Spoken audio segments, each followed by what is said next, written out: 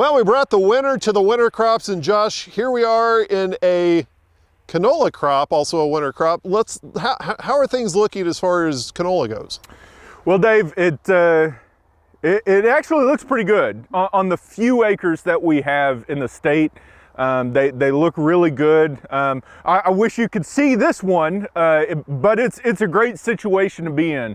The moisture is exactly what we needed. You know, even though we've been fairly cold, we've had this canola that some of it is just coming up in some areas of the field, some of it's really up, and so having that nice blanket of snow with these cold days is always a good thing, and just having the precipitation this time of the year is really good, and we can't really ask for more.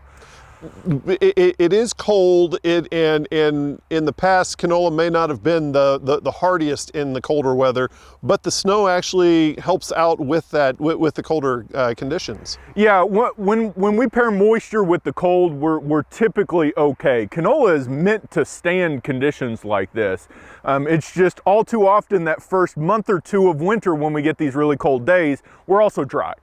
We don't get that precipitation, that snow typically until January and February when we've gone through a couple of these spells already. So because we have the moisture and because we have now the cold following, we got a snowpack here today, but we have good soil moisture on some of this areas where the canola is and also where some of the wheat is.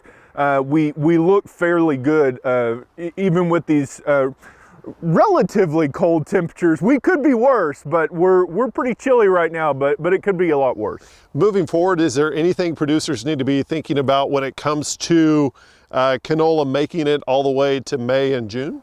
Well, we're at a standstill now. I'd prefer not to. If you have canola in the field, your fertility in the fall should have been out. Any sort of herbicide should have already been out. We're at the hurry up and wait scenario.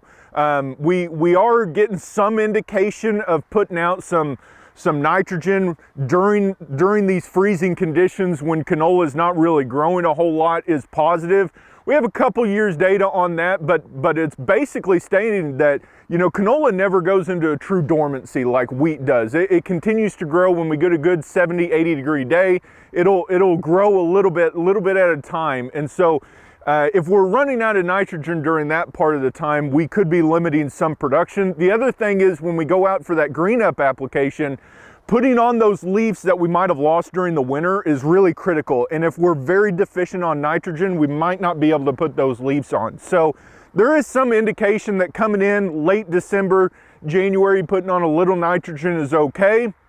But for the most part, our growers need to be looking forward to that green up application because we have a couple of big major things. One, we talked about the nitrogen needs to go out. If you have your enriched strips, go and take a look at those. If you don't, put the remainder of the nitrogen you typically would put on.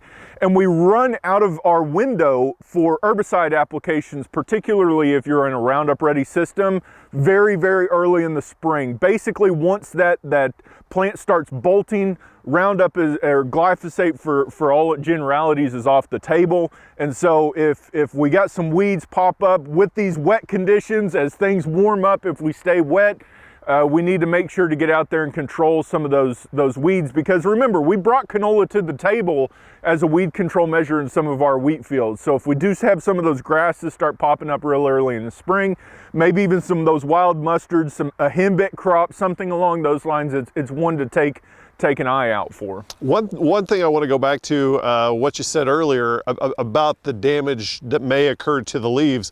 Canola really is a hardy plant when it comes to potential damages to that. There is a regrowth period.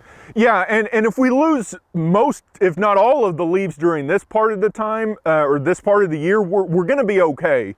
We've seen complete burn back of leaves and complete recycle. Now, we don't typically have the growth potential if we lose everything, but we're gonna lose some leaves during the winter, and that's okay because we're gonna grow back. The thing you want to survive is that root stem system. If that root and stem system is still intact, you're in a good situation. We typically aim to get 4 to 6 true leaves. That means that system, that mesocotyl system, has fully developed and it's it's gotten enough sugars and nutrients and resources in that system that it can withstand these kind of conditions. Okay, thank you very much, Dr. Josh Lofton, Cropping Systems Specialist here at Oklahoma State University.